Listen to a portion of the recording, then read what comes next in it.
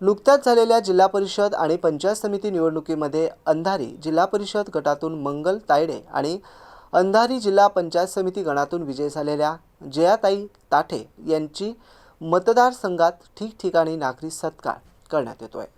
त्याच अनुषंगाने मतदारांचे आभार आणि नवनिर्वाचित सदस्यांचा सत्कार यासाठी अंधारी येथे आभार सभा आयोजित करण्यात आली होती। अंधारी गावातून नवनिर्वाचित विजयी सदस्यांची मोठी विजय मिरवणूक काढण्यात आली। विजयी उमेदवारांवर ठिकठिकाणी पुष्पवर्षाव करण्यात आला।